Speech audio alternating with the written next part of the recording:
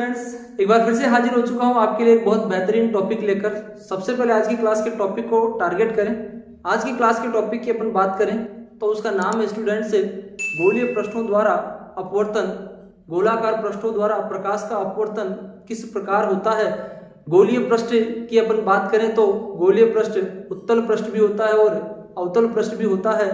तो उस अवतल और उत्तल पृष्ठ के द्वारा प्रकाश का अपवर्तन किस प्रकार होगा, उस अपवर्तन के लिए अपवर्तन जो सूत्र है गोलीय पृष्ठों के लिए वो क्या होगा, किस प्रकार ज्ञात किया जाएगा, ये आज की क्लास में अपन डिस्कस करने वाले हैं। तो यहाँ पर मैं हूं आपका फिजिक्स गुरु श्रीराम यादव। फिजिक्स की ऑनलाइन क्लासेज में आप सभी का हार्दिक स्वागत करता हूं। स्टूडेंट, अभी तक अपन ने पीछे की क्लासेज में प्रकाश के परावर्तन और अपवर्तन से संबंधित विभिन्न टॉपिक्स का अध्ययन किया है। परावर्तन अपवर्तन की घटनाओं के साथ में गोलीय दर्पण के साथ में पूर्ण आंतरिक परावर्तन की घटना का अध्ययन किया है अपन ने।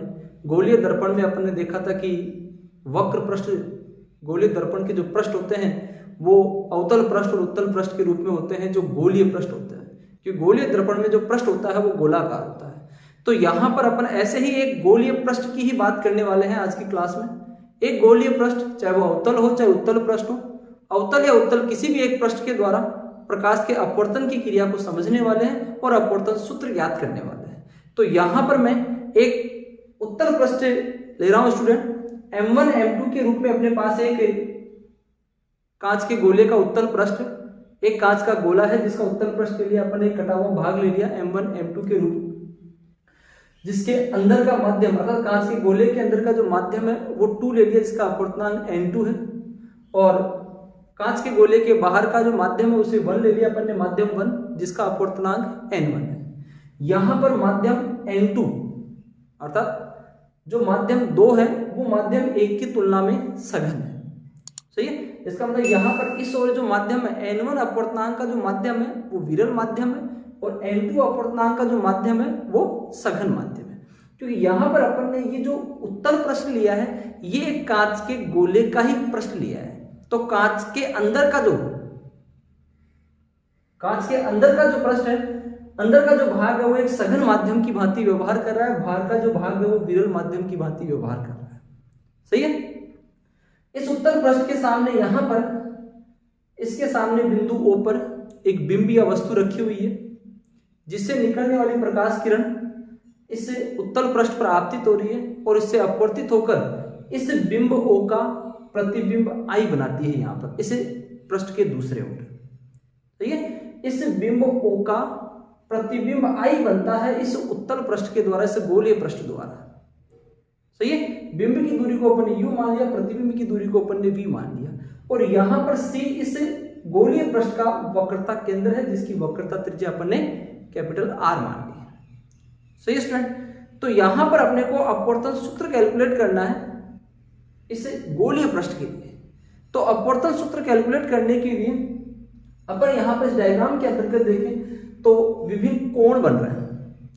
इस डायग्राम के अंतर्गत विभिन्न कोण बन रहे हैं। यदि अपन सबसे पहले इन कोणों की बात कर लें तो यहां पर इससे गोलीय पृष्ठ के साथ में जो भी गोलीय पृष्ठ लिया अपन ने, उत्तल पृष्ठ लिया एग्जाम्पल के तौर पर, यहाँ पर यदि अपन इस उत्तल पृष्ठ की बात करें तो इस उत्तल पृष्ठ का जो द्वारक है वो द्वारक, कहने का मतलब यहाँ पर P इस गोलीय पृष्ठ का द्वारक ध्रुव है, तो P से M1 के बीच की यदि अपन इस दूरी की बात करें तो ये इसका द्वारक है। यहाँ पर ये द्वारक इस बिंब की दूरी की तुलना में बहुत छोटा है।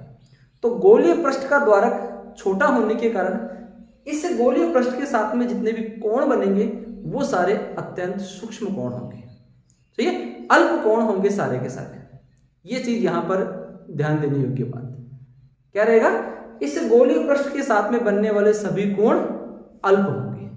क्लियर है यहाँ तक? क्यों? क्योंकि गोलीय पृष्ठ का जो द्वारक है वो छोटा है, तो द्वारक छोटा होने के कारण इसके साथ में बनने वाले सभी कोण सूक्ष्म होंगे। यहां पर आपतन कोण अपना I है और अपवर्तन कोण अपन ने R ले लिया। क्लियर है यहाँ तक? जो विभिन्न कोण बन रहे हैं, यहां पर ये कोण अल्फा है, ये कोण बीटा है और ये कोण फाई है। इन विभिन्न कोणों की अपन बात कर ले तो ये विभिन्न कोण अल्फा, कोण बीटा, कोण फाई, कोण I और कोण R, आपतन कोण और अपवर्तन कोण को I और R से व्यक्त करें, और यहाँ पे इस गोलीय पृष्ठ के साथ में 3 कोण अपन ने और ले लिए, अल्फा, बीटा और फाई के रूप में इन्हें दर्शा दिया। ठीक है तक? अब यहां पर यदि अपन इस गोलीय पृष्ठ के लिए सबसे पहले स्नेल के नियम की बात करें, स्नेल के नियम से, सबसे पहले स्नेल के नियम से अपने को क्या मान मिल रहा है स्टूडेंट, यहां पर अपने को मिल रहा है sine I upon sine R बराबर n21, या फिर n21 को मैं n2 बटे n1 लिख सकता हूं। सही है, स्नेल के नियम से sine I upon sine R बराबर n21 बराबर n2 अपॉन n1। अब यहां पर मैंने आपको अभी बताया कि गोलीय पृष्ठ के साथ में बनने वाले सभी कोण अल्प है, तो यहां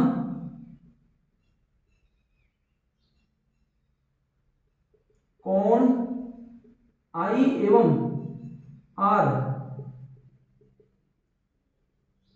अल्प है, तो उस अवस्था में अपन क्या लिख सकते हैं इसे, साइन I लगभग इक्वल टू I और साइन R लगभग इक्वल टू R। तो उस कंडीशन में I upon R is equal to n2 upon n1। Sine I upon sine R के स्थान पर I अपॉन R आ गया, तो यहां से इसको क्रॉस मल्टीप्लाई करें, तो क्रॉस मल्टीप्लाई करने पर n2R is equal to n1R, ये सॉरी n1I, ये अपने को मिली इक्वेशन नंबर 1। मैंने इसको इक्वेशन नंबर 1 दे दिया, n2R is equal to n1I के रूप में मैंने एक इक्वेशन ज्ञात कर दी। क्लियर यहां तक? अब यहां पर अपन आगे बढ़े, तो यहां पर इस डायग्राम के अंतर्गत देखो, इस डायग्राम में एक त्रिभुज बन रहा है, त्रिभुज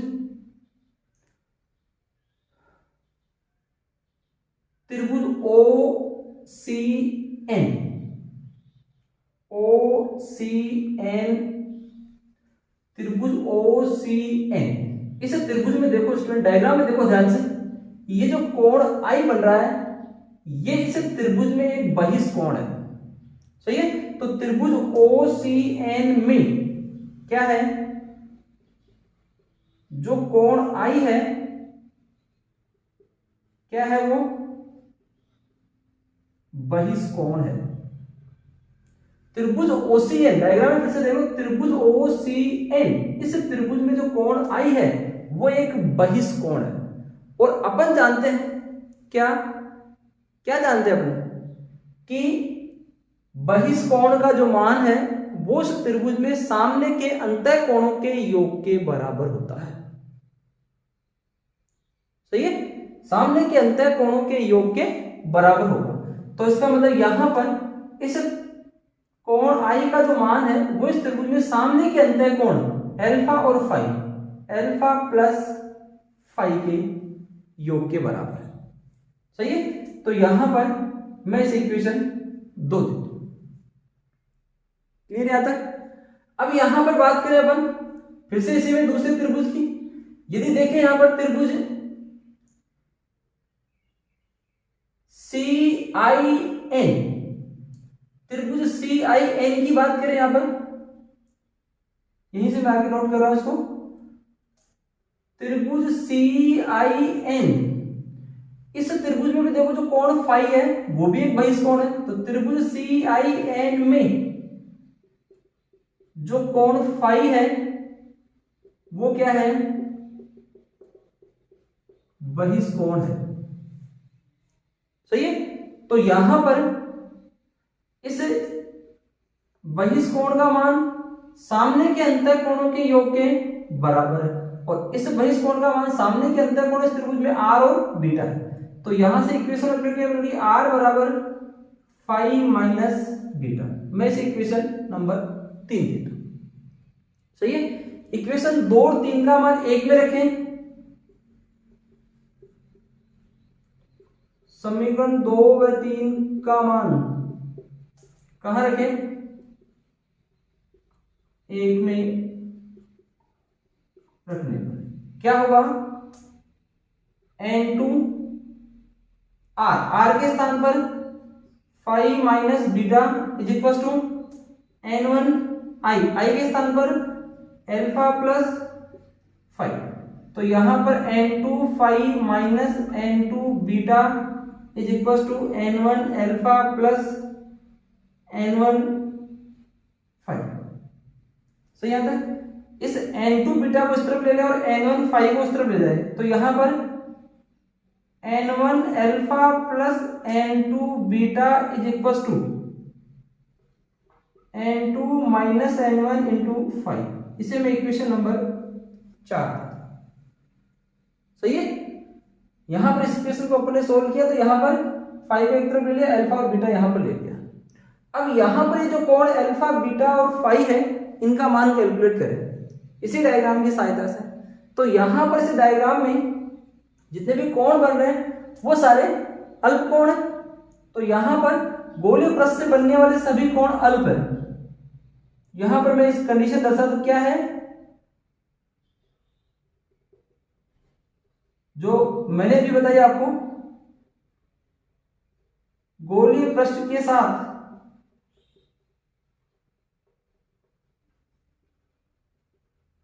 बनने वाले सभी कोण क्या है, अल्प है। गोलीय पृष्ठ के साथ में जितने भी कोण बन रहे हैं वो सारे के सारे कोण अल्प रहेंगे। क्लियर आता है। अब यहां पर इस डायग्राम के अंतर्गत देखिए, अपन सबसे पहले बात करें त्रिभुज ओ एम एन से। त्रिभुज ओ एम एन एक समकोण त्रिभुज है। इस समकोण त्रिभुज की अपन बात करें तो इस समकोण त्रिभुज से tan अल्फा बराबर, tan बराबर क्या होता है स्टूडेंट, tan बराबर लंब बटे में आधा। तो इस त्रिभुज में लंब क्या है, कोण के सामने की भुजा क्या है, mn। सही है। और आधार क्या है, om। तो tan अल्फा बराबर mn अपॉन om। सही है। mn अपॉन om यहां पर tan अल्फा के इक्वल है। अब यहां पर tan अल्फा लगभग equal to alpha, equal to क्या हो जाएगा, mn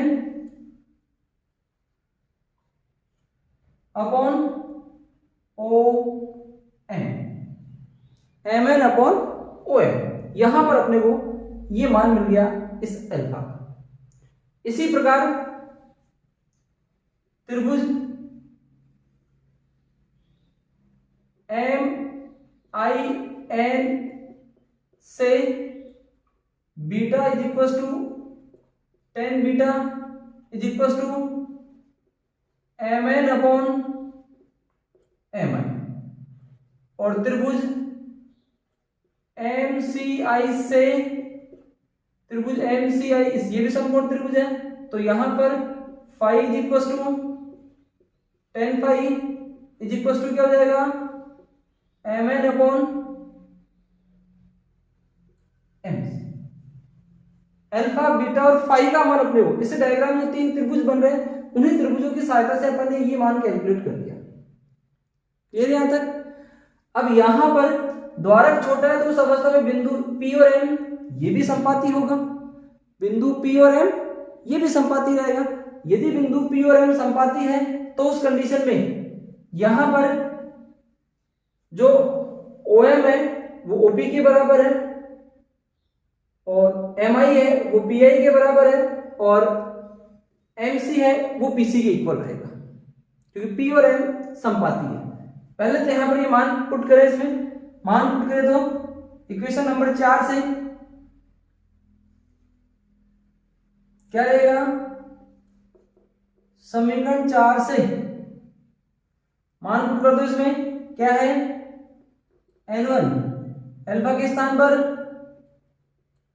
mn upon om plus n2 beta के स्थान पर mn upon mi is equal to n2 minus n1 five के स्थान पर mn अपॉन mc। क्लियर है यहां तक। क्योंकि बिंदु P व M संपाती है, तो उस कंडीशन में ये इक्वेशन क्या मिल जाएगी? इस इक्वेशन में देखो स्टूडेंट ये mn सब में से कैंसिल हो गया, क्या मिल गया अपने को? n1 upon OP plus n2 upon PI is equal to n2 minus n1 upon PC। ये अपने को इक्वेशन मिल गई यहाँ पर। सही है, इसमें यहाँ पर OM को OP से रिप्लेस कर दिया, MI को PI से रिप्लेस कर दिया और MC को PC से रिप्लेस कर दिया, क्योंकि बिंदु P और M संपाती है जब गोलीय पृष्ठ का द्वारक अत्यंत छोटा होता है। सही है, अब यहां पर इस इक्वेशन में जो कार्तीय चिन्ह परिपाटी अपनी वो लागू कर देता, तो कार्तीय चिन्ह परिपाटी से ओपी क्या है स्टूडेंट? बिंब की दूरी, ये क्या रहेगी? -u, आपतित किरण की विपरीत दिशा में डायग्राम में दर्शा रखा है। पीआई प्रतिबिंब की दूरी है v और पीसी वक्रता त्रिज्या है r। कार्तीय चिन्ह परिपाटी से अपने को इनके मान ये मिल गए। ये मान इस इक्वेशन में पुट करें तो क्या मिल रहा है अपने को?